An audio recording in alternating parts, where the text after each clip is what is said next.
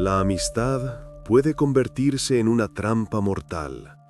En casos especiales, cuando detrás de la simpatía exterior se esconde una manipulación monstruosa.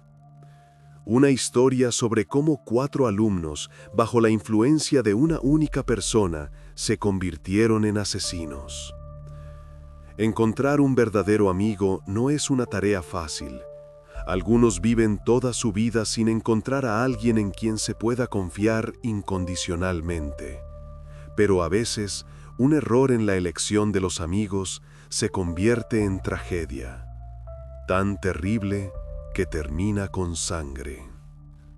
El 22 de mayo de 1985 nació en Colorado Springs un niño llamado Anthony Dutcher Jr. El niño creció activo y curioso, con un amplio espectro de intereses. Se creaba la impresión de que lograba todo al mismo tiempo.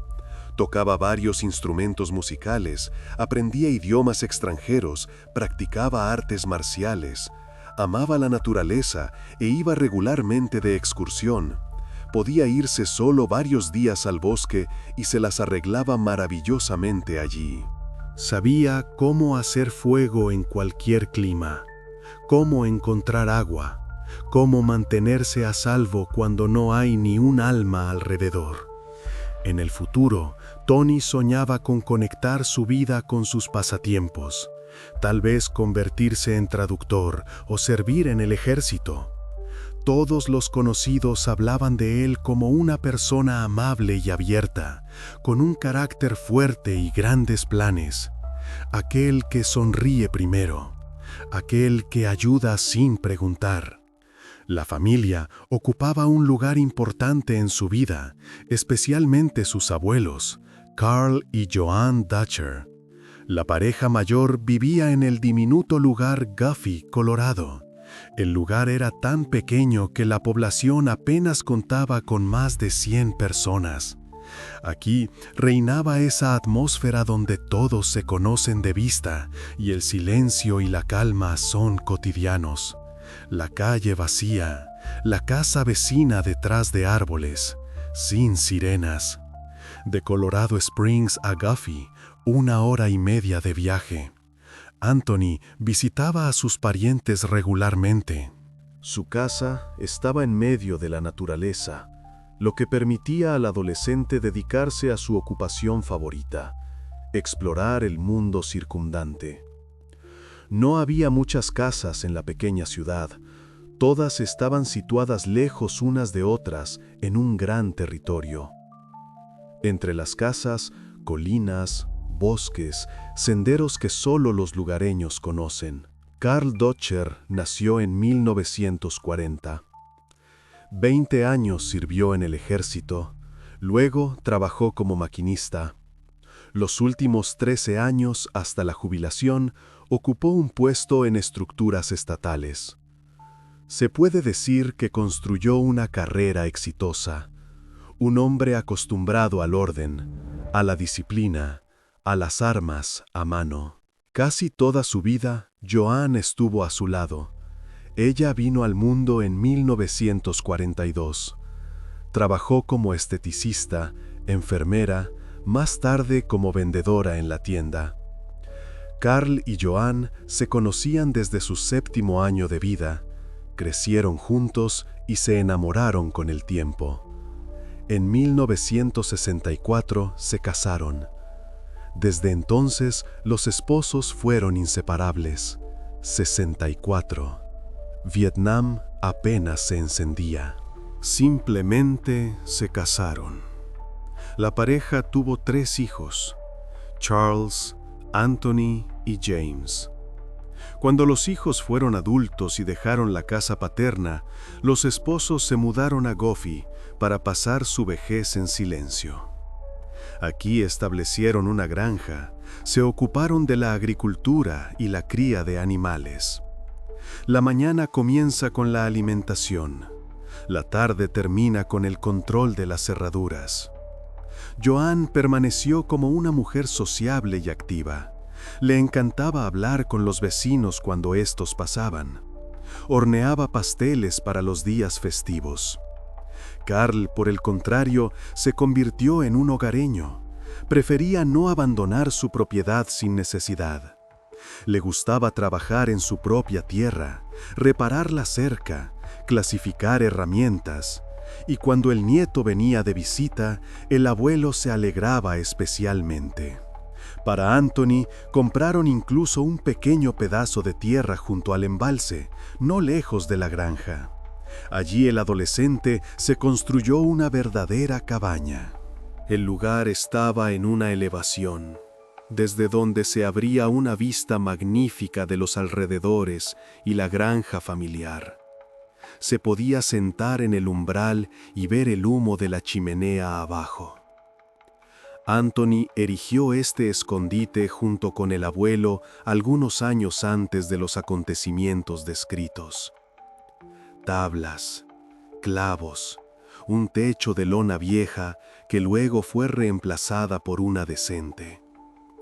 A los 15 años, el chico venía cada vez más frecuentemente a ver a la abuela y al abuelo, lo que alegraba mucho a las personas mayores. Él y el abuelo tenían mucho en común, y eso creaba una calidez especial en la relación. Podían hablar durante horas sobre caminatas, sobre el bosque, sobre cómo poner a tiro un rifle correctamente. Nochevieja de 2001, 31 de diciembre de 2000. Anthony tenía 15 años. Planeaba pasar el día festivo en compañía de la abuela y el abuelo, que en ese momento tenían 60 y 58 años. Los padres querían celebrar el día festivo por separado, por eso aceptaron con gusto esta constelación. Los Dodger trajeron a Anthony en la mañana del 31 de diciembre. En la casa ya estaban en plena marcha los preparativos para la noche festiva. Olor a horneado. Joan con el delantal. Carl comprueba si en la granja todo está en orden antes de la larga noche. Más tarde debía unirse a la compañía el amigo de Anthony, Isaac Grimes, también un adolescente de 15 años. Los chicos eran amigos desde hacía mucho tiempo. El plan era el siguiente: ir a la cabaña de Anthony y pasar allí el día festivo, organizar una pernoctada de camping, sacos de dormir, juegos de mesa, linternas. Poco antes de la medianoche, la madre llamó a su hijo.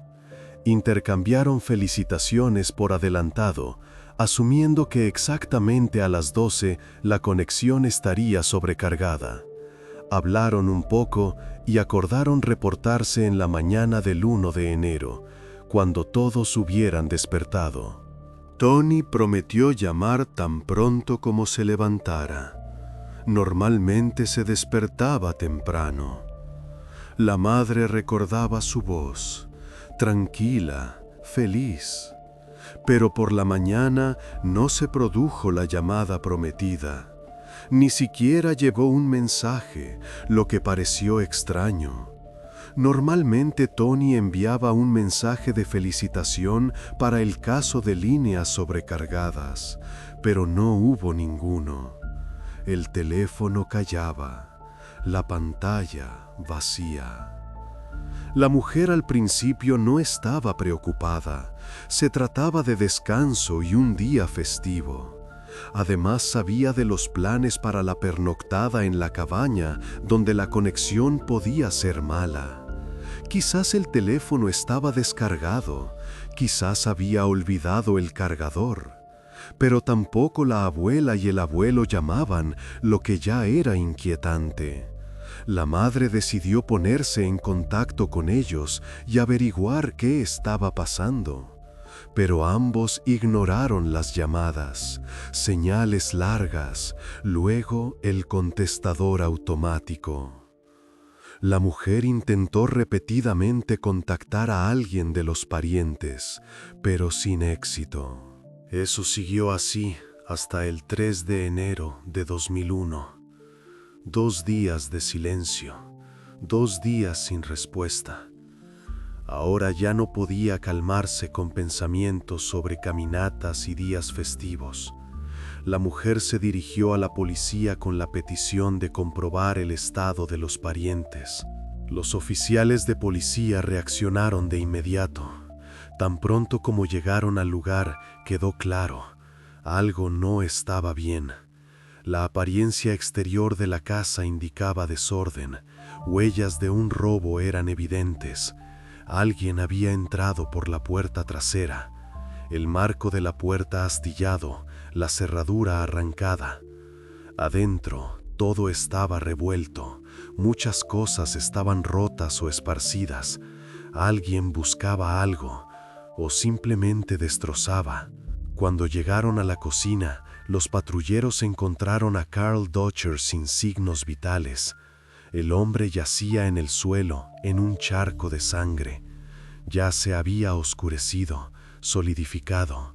Había recibido disparos. Alguien le había disparado 2 balas. Ambas impactaron en el pecho. La camisa estaba completamente empapada. Desde este momento los policías desenfundaron sus armas de servicio. El tirador podría encontrarse todavía en el interior.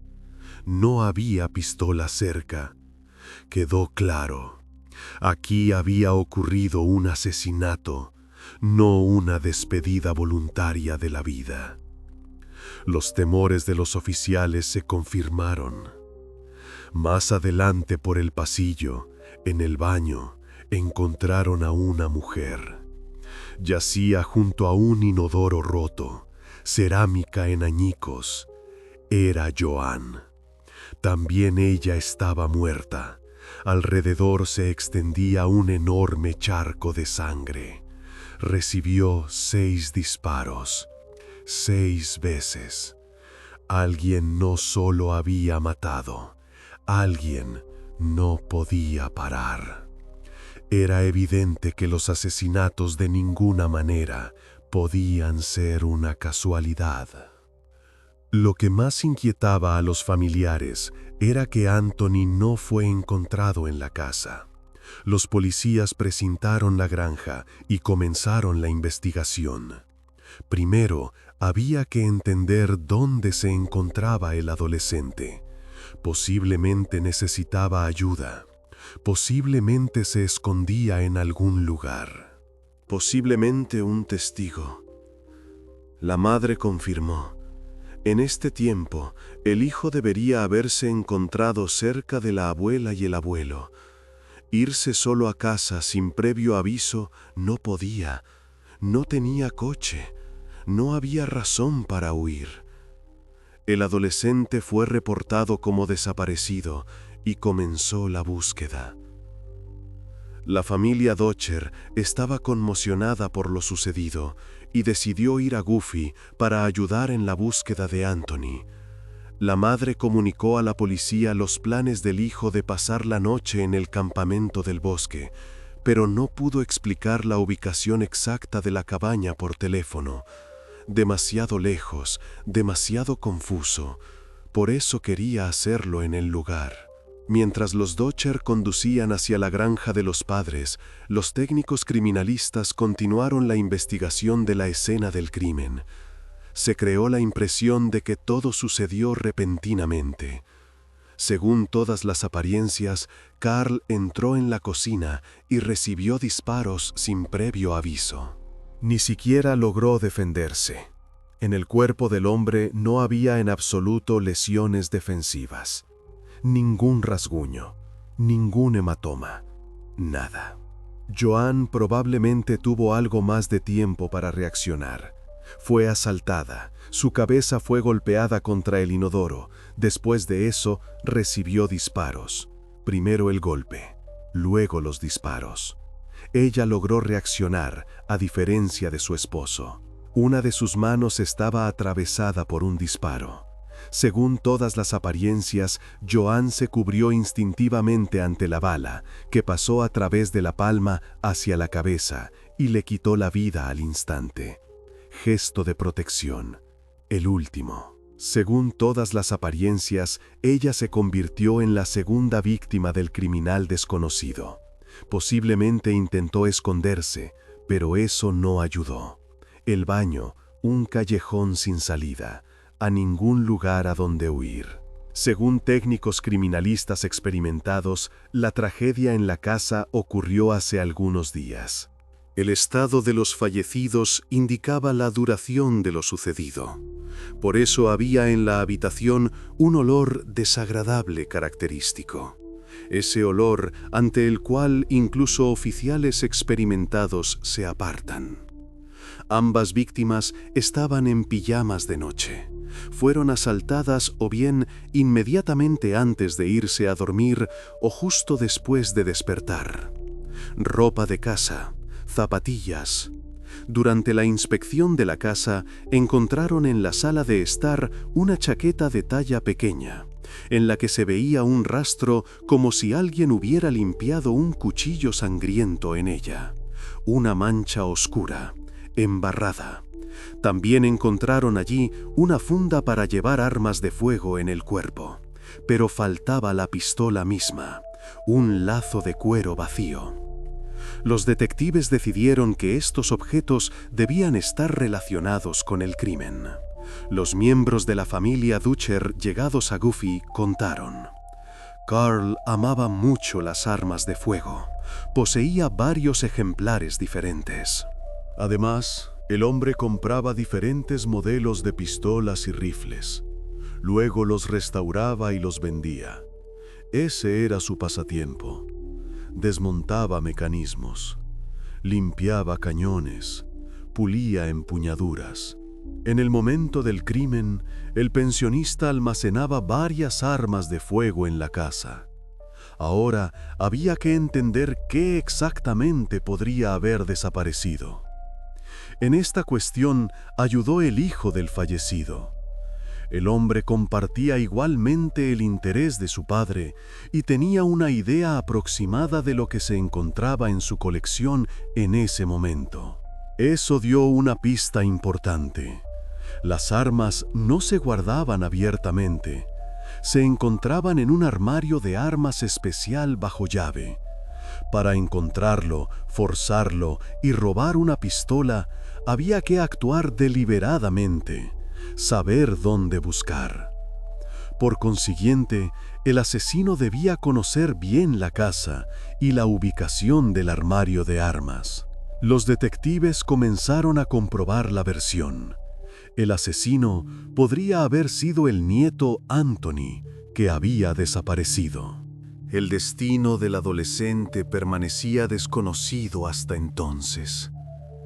Se asumió que por esta o aquella razón había tomado el arma, matado a sus parientes y ahora podría estar escondiéndose. Una versión extraña, pero en tales casos se comprueba todo. Pero los padres de Tony comenzaron inmediatamente a rechazar cualquier posibilidad de tal desarrollo. Él amaba mucho a la abuela y al abuelo. Con todos los allegados tenía relaciones excelentes. El adolescente no sufría de enfermedades mentales, nunca se había escapado de casa. Con él, fundamentalmente, no había problemas. Ninguna pelea en la escuela, ningún colapso, nada. Tony nunca mostró una inclinación hacia acciones duras. Cuando la madre y el padre del alumno desaparecido llegaron, pudieron finalmente mostrar a la policía el camino al campamento en el bosque, donde Anthony planeaba organizar un camping y pasar el día festivo con su mejor amigo Isaac en la cabaña. La madre estaba llena de esperanza de encontrar a su hijo vivo. Se asumía que podría esconderse allí de la amenaza. Tal vez tenía miedo, tal vez no sabía qué hacer. La propiedad estaba a unos 500 metros de la casa, en una colina que estaba oculta por todos lados por densa vegetación. El camino hacia allí conducía a través del bosque, sin señales, solo un sendero que pocos conocían. Hacia allí se dirigieron varios oficiales de policía armados en compañía de la mujer. Iban en silencio, la mujer delante, mostrando el camino. Los policías detrás, manos en las fundas. Cuando los policías miraron adentro, descubrieron inmediatamente un saco de dormir en el que obviamente yacía alguien. Forma bajo la tela. Algo apartado se encontraba otro más, pero estaba vacío. Abierto, vacío. Al lado había juegos de mesa que obviamente habían sido comenzados, figuras colocadas, cartas desplegadas. Lamentablemente, las expectativas de la madre preocupada no se cumplieron. Anthony estaba aquí, pero su estado hablaba de una tragedia. Su cuello estaba profundamente herido. Uno de los oficiales llevó a la mujer a un lado. No la dejó mirar. El criminal había ejecutado un golpe poderoso para no dejar oportunidad de supervivencia. No había el menor indicio de que el adolescente se hubiera defendido. Fue tomado por sorpresa. Yacía en el saco de dormir, en la posición en la que dormía. Tony fue asesinado de un golpe, obviamente con enorme fuerza. Los detectives notaron algo muy inquietante. Teniendo en cuenta la precisión y fuerza del golpe, el autor no podría haber hecho esto por primera vez. Las acciones parecían profesionales y maduras. Un golpe demasiado seguro para un alumno. Demasiado preciso. Por mucho que los policías se esforzaron, no lograron encontrar el arma punzocortante con la que se cometió el asesinato. Registraron la cabaña. Registraron el área alrededor. Nada. Los padres fueron interrogados detalladamente. Dieron información sobre todo lo que Anthony podría haber llevado consigo. Probablemente el asesino se había llevado algunos objetos de valor y eso podría ayudar a rastrearlo. De los objetos que no pudieron ser encontrados junto con el fallecido, había un reloj. La abuela y el abuelo se lo habían regalado al chico para el día festivo. Era un accesorio bastante caro y llamativo con la imagen de una llama azul, brillante, memorable. El mismo día los detectives determinaron: en esta excursión debería haber participado otro adolescente de 15 años llamado Isaac Grimes. Eso explicaba por qué en la cabaña de Anthony quedaron otro saco de dormir y un juego desplegado. Aquí se encontraban al menos 2 personas, pero el segundo saco estaba vacío. Ahora la policía comenzó a buscar a otra probable víctima. Como primero decidieron comprobar la casa del alumno, ya que vivía cerca. Para su sorpresa, lo encontraron allí. El propio Isaac Grimes, de 15 años, abrió tranquilamente la puerta. El adolescente estaba vivo y parecía ileso. Parecía tranquilo. Incluso demasiado tranquilo para la situación. El alumno contó a los investigadores que efectivamente había acordado con su amigo pasar la Nochevieja en casa de los parientes de este. Querían montar un campamento. Pero en el último momento rechazó el encuentro con Anthony, ya que otros amigos lo habían invitado a una fiesta en Springs. Allí tenía lugar una fiesta organizada por alumnos de secundaria. Música, alcohol, chicas. Isaac decidió ir allí. Según sus palabras, nunca llegó a la casa de los Dutcher, no vio a su mejor amigo y no sabía qué había pasado con él. Isaac estaba muy alterado cuando se le informó de la muerte de Anthony, su abuela y su abuelo.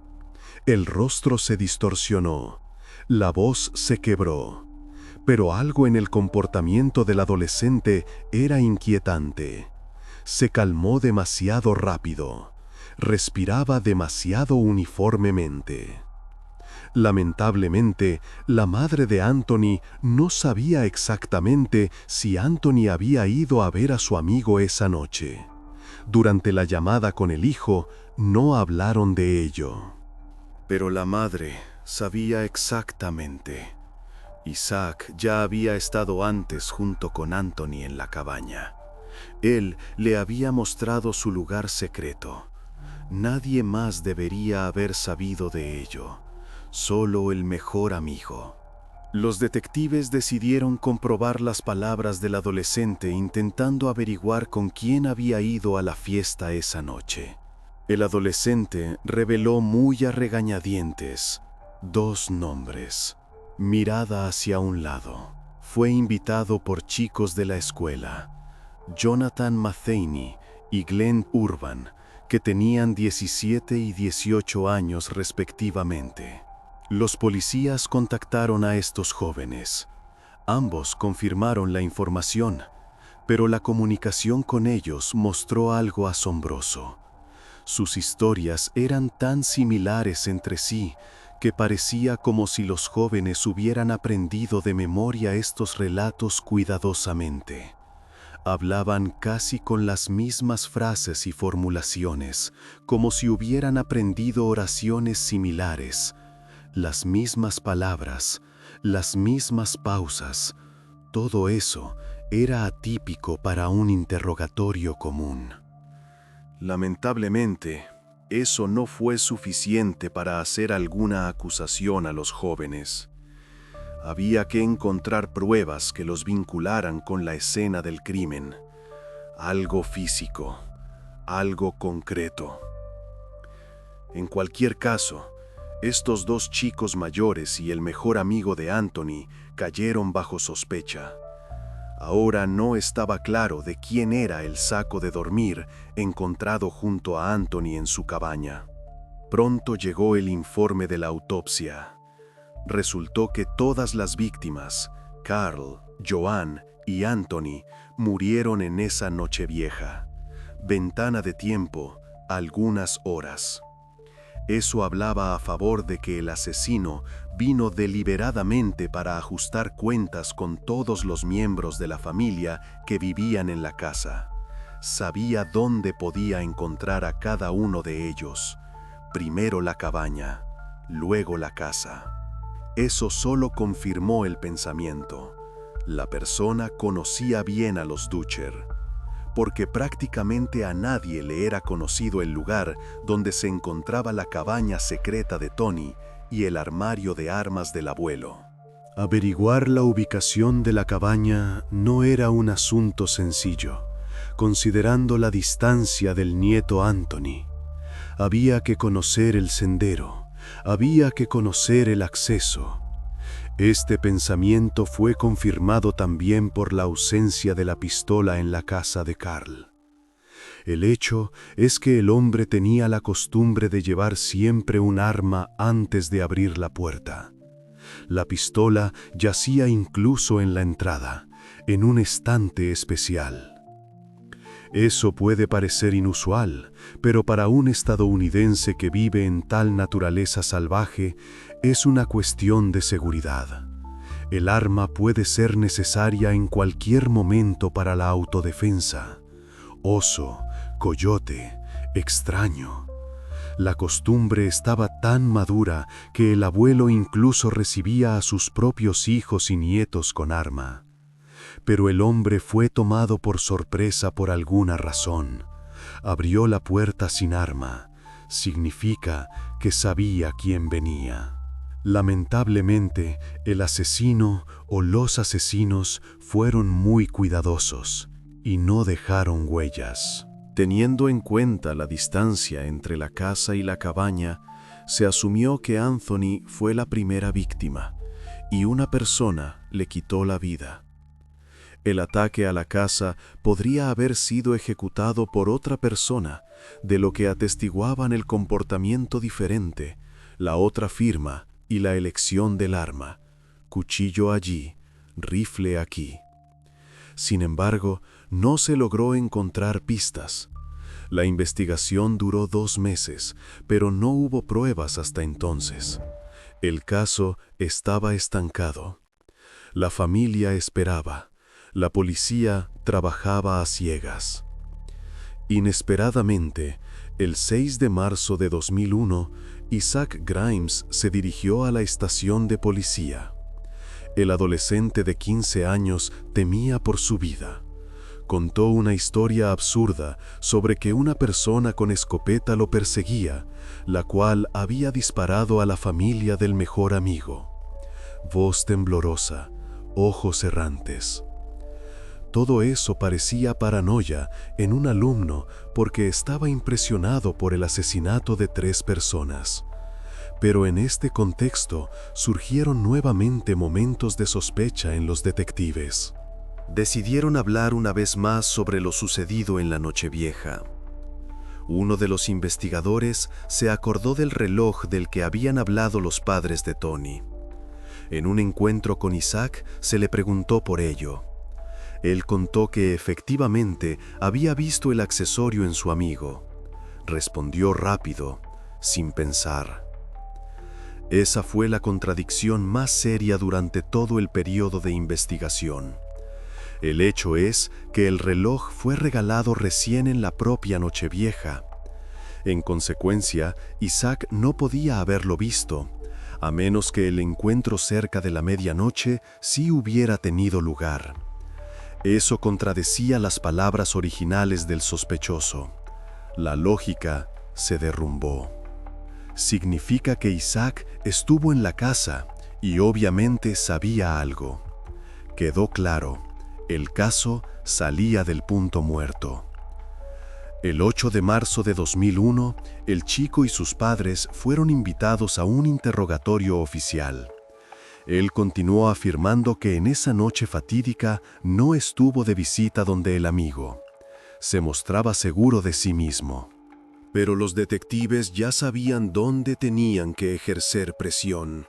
Entonces los policías pasaron suavemente al reloj y comenzaron a descubrir la mentira del adolescente literalmente ante los ojos de sus parientes. Pregunta tras pregunta, contradicción tras contradicción. Todo terminó con la chaqueta del ejército que fue encontrada en la casa de las víctimas después del análisis de sangre. Finalmente, Isaac se derrumbó debido a las contradicciones y la mentira evidente y confesó. Los hombros cayeron, la voz se detuvo. El adolescente contó lo que realmente sucedió en esa Nochevieja. Isaac confesó. Poco antes de la medianoche, su compañero de clase Jonathan Matheny lo llevó a la casa de Anthony. Allí los chicos se encontraron, se felicitaron y comenzaron a prepararse para el día festivo. Se abrazaron, rieron, como de costumbre. Luego fueron juntos a la cabaña, donde pasaron tiempo como amigos. Jugaron y conversaron. Anthony no sospechaba que el mejor amigo había escondido un cuchillo de antemano en el bolsillo de la chaqueta, envuelto en tela. Cuando los adolescentes querían acostarse a dormir, Isaac distrajo la atención del amigo, señalando una luz en la ventana. «Mira, ¿qué es eso?». Aquel se dio la vuelta para mirar. Isaac se acercó por detrás, sacó el cuchillo y ejecutó un golpe con toda su fuerza en el cuello de Anthony. El golpe fue mortal. El chico ni siquiera logró gritar. Más tarde, el médico forense estaba asombrado de que un alumno de 15 años infligiera una herida tan profunda de un golpe. El propio Isaac confesó, puso toda su fuerza en ello, todo su miedo, toda su desesperación. Luego apareció Jonathan Matheny de 17 años. Llegó a la granja de los Dutcher hacia las 4 de la mañana. Consigo, el chico tenía un rifle. Esperó el regreso de Isaac desde la cabaña en dirección a la casa. Isaac caminaba despacio, temblaba. Ambos entraron hacia la pareja mayor y forzaron la puerta trasera con una palanca, varios golpes. El ruido despertó a los habitantes. Joan y Carl se levantaron. El hombre fue a la cocina para comprobar qué había pasado. Probablemente Carl quería ahuyentar a los intrusos, sin sospechar que venían con otras intenciones.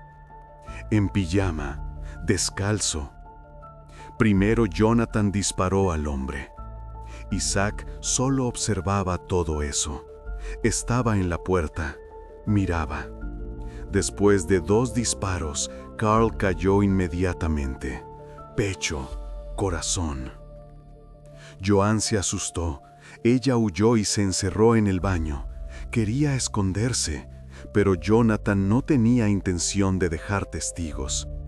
El chico forzó la puerta, golpeó la cabeza de la mujer contra el inodoro y después le disparó. 6 veces. Siguió disparando, incluso cuando ella ya no se movía. Es notable que todas estas cosas terribles las perpetraron alumnos. Jonathan tenía 17 años e Isaac solo 15. Una edad en la que otros piensan en la graduación. Según Isaac, él simplemente siguió a su amigo mayor y observó cómo éste quitaba la vida a personas inocentes. No podía parar, no podía irse. Los criminales sabían de las armas de Carl y se llevaron varias piezas. Las cargaron en el maletero del coche y simplemente se fueron. Ambos condujeron en dirección a la casa de Glenn Urban, el mayor del grupo, un adolescente de 18 años. Le entregaron el cuchillo y el rifle con el que habían disparado a los pensionistas. Él debía deshacerse de todo eso y se convirtió así en cómplice. Lo tomó en las manos. Aceptó. Los policías no podían entender el motivo del crimen. Isaac callaba obstinadamente. De dónde vino el rifle permaneció igualmente un misterio. Inmediatamente después de la confesión del adolescente de 15 años, Jonathan Metheny fue arrestado. Él negó su participación en el triple asesinato. Estaba sentado con rostro de piedra. Ni una palabra. Luego fue detenido Glenn Urban. También él continuó negando todo. Pero al alumno de secundaria se logró quebrarlo. Glenn confesó que se le encargó destruir las armas, pero compartió un detalle valioso más. Según sus palabras, otro adolescente llamado Simon Sue estaba involucrado en el crimen, quien en ese momento tenía 18 años. Según Glenn, fue este joven quien dirigió el ajuste de cuentas sangriento. Simon eligió los objetivos, dirigió la operación y planeó todo. También explicó de qué manera se podían ocultar las huellas tras los criminales. Precisamente por su insistencia, Glenn debía destruir las armas. Por eso el chico las desmontó y tiró las partes en diferentes lugares. Cañón en un lugar, culata en otro. Durante todo el período de investigación, los detectives escucharon por primera vez el nombre Simon Sue. Decidieron inmediatamente hablar con los otros 2 participantes en el crimen, pero estos callaban obstinadamente. Se cerraron. Sobre el adolescente se supo lo siguiente. Creció muy cerrado y tímido. Prácticamente no tenía contacto durante la época escolar. Se sentaba solo en los recreos. Comía solo en el comedor. Con Isaac, Glenn y Jonathan se conocieron en los grados superiores. Isaac y Simon se interesaban por el ajedrez y los videojuegos, lo que los unía. Los 3 eran igualmente poco comunicativos y no tenían casi amigos, pero aspiraban desesperadamente a volverse más populares. Querían pertenecer a algún lugar, ser parte. Después de algún tiempo, los 3 cayeron bajo la influencia de Simon, quien les prometió una vida interesante. Comenzó a presentar al grupo como una especie de organización secreta y comunicó que tenía contactos con un ejército rebelde de Guyana. Contaba historias, mostraba fotos, hablaba sobre misiones. Todo eso recordaba, según la descripción, a un reclutamiento de alumnos que tenían problemas con la socialización. Probablemente simplemente querían convertirse en parte de algo más grande, sentirse necesarios. Ahora se volvió evidente. Todos fueron engañados por Simon.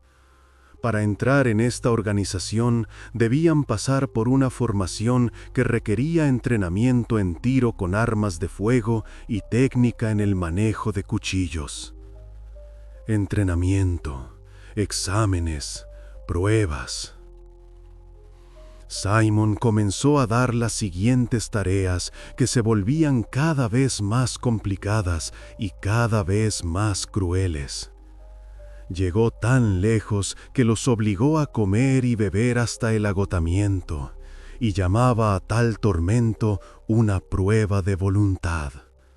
Probaba la psique, rompía límites.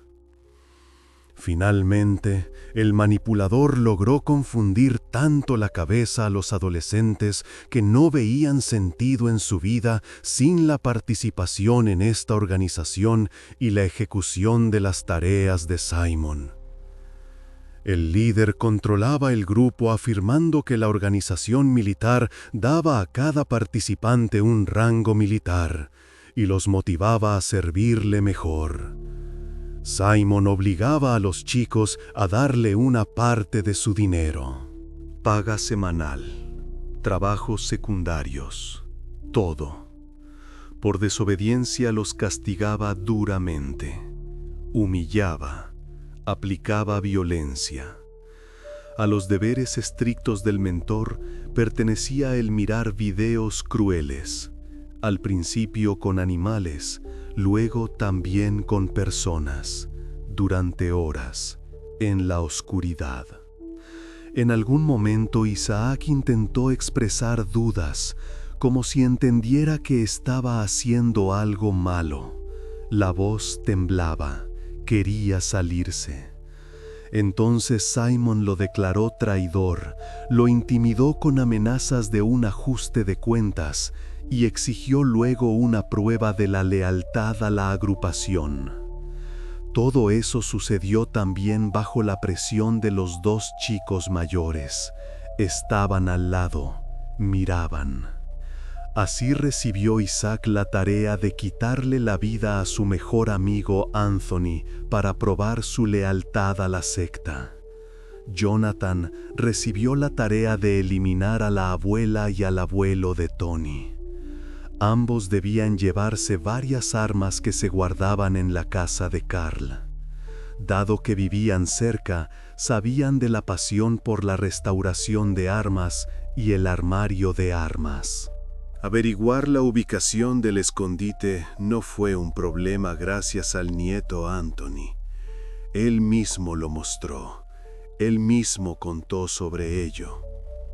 Pero, ¿por qué fue elegida precisamente la familia Dutcher como víctima? El motivo del triple asesinato de estas personas permaneció un misterio. Según una versión, Carl podría haber hecho algunas declaraciones desagradables sobre Simon. Tal vez se expresó con desaprobación. Tal vez le dijo algo al nieto. Precisamente eso podría haber provocado el odio. Sin embargo, no se encontraron confirmaciones para ello. No obstante, todos los alumnos afirmaban, él los puso en contra de Carl Dutcher precisamente por esta razón. El verdadero motivo del ataque podrían haber sido las armas de fuego que el malhechor quería apropiarse. Cuando los policías irrumpieron con una orden de registro en la casa de Simon Su, se logró confirmar inmediatamente las palabras de los demás adolescentes. En particular, encontraron en su poder varios objetos que habían sido robados a Carl. El reloj con la llama azul.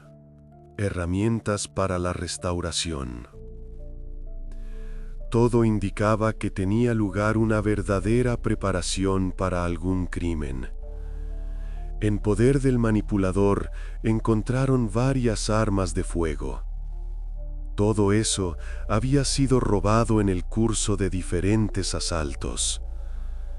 Pero antes de la tragedia en la granja de los Dutcher, no se observó nada tan cruel. En la casa resultaron haber no menos de 36 pistolas y rifles, que ahora debían ser comprobados. Colgaban en las paredes, yacían en armarios, debajo de la cama. A pesar de su edad de 18 años, el líder de la banda tenía su propio almacén, donde se encontraron aún más armas, piezas de repuesto en diferentes estadios de desmontaje, así como munición. Allí estaba almacenado un arsenal entero, incluyendo un AK-47.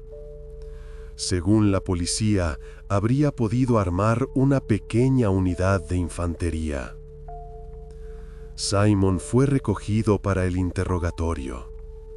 Aunque el joven era una persona joven, callada y tímida, resultó que en realidad era muy astuto y cínico. Se negó a reconocer la culpa. Acusó sin dudar a Glenn, Isaac y Jonathan de que ellos habían infringido la ley y que solo se le quería presentar a él como chivo expiatorio. Según Simon, en el momento del ataque se encontraba en el trabajo, por lo cual no tenía absolutamente nada que ver con lo sucedido. Por supuesto, el líder de la banda mentía. Negó que obligara a sus amigos a hacer diferentes cosas extremas y llamó al grupo en el que participaban simplemente una comunidad de entretenimiento. Chicos, juegos, nada serio. Comenzó inmediatamente a contar que los tres cómplices tenían problemas con la psique y el comportamiento, y llamó a los tres agresivos. Era evidente, se había preparado bien para el caso de que lo atraparan. Cada palabra sopesada, cada frase pensada. Finalmente, se decidió juzgar a todos los criminales por el triple asesinato como adultos ante el tribunal. Isaac Grimes se declaró culpable del asesinato del mejor amigo Anthony Dutcher. Fue condenado a cadena perpetua con derecho a libertad condicional después de 60 años. 60 años, casi toda la vida. Jonathan Matheny y Simon Su fueron acusados de actividad criminal, de planificación de un asesinato, de almacenamiento ilegal de armas, y Jonathan también del doble asesinato. Al final, Jonathan recibió cadena perpetua con derecho a libertad condicional después de 68 años. El instigador fue condenado a cadena perpetua con derecho a libertad condicional después de 53 años. Por el hecho de que Glenn ayudó a los criminales y eliminó las pruebas, fue condenado a solo 2 años de privación de libertad. 2 años por complicidad en triple asesinato.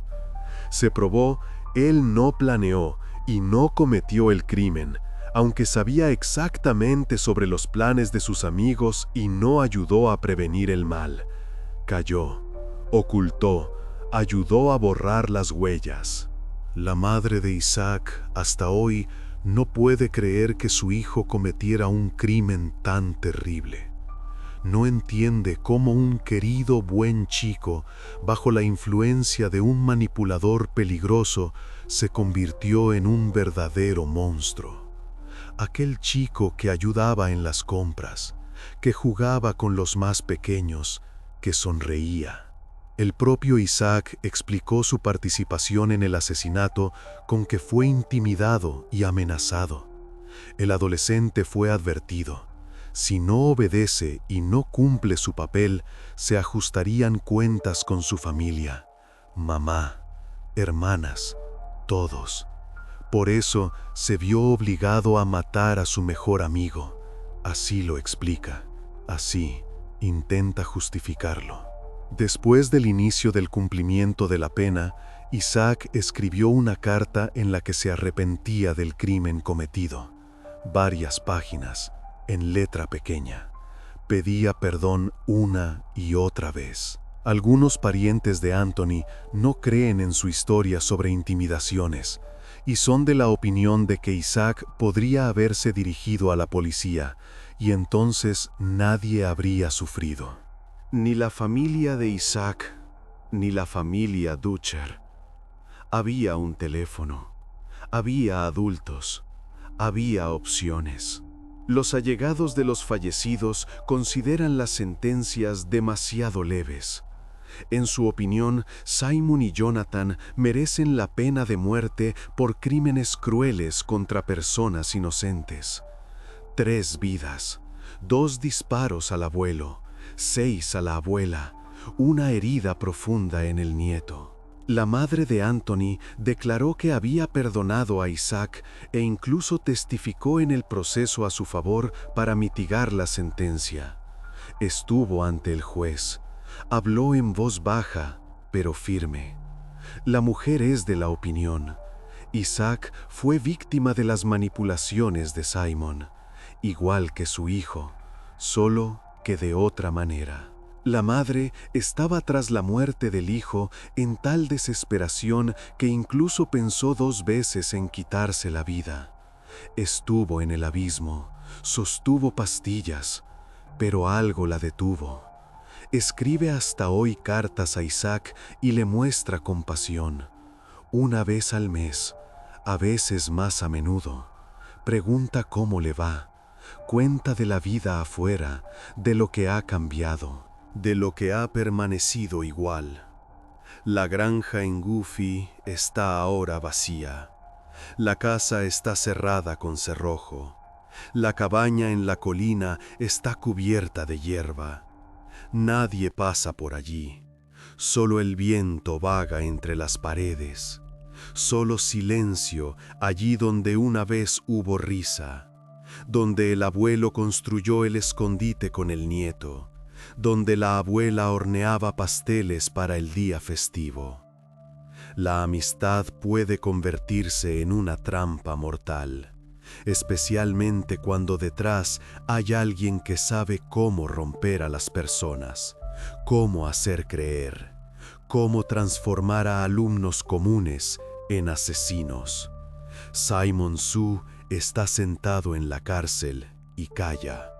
No se arrepiente, no explica, simplemente cumple la pena. Podría salir con 71 años, si vive tanto tiempo.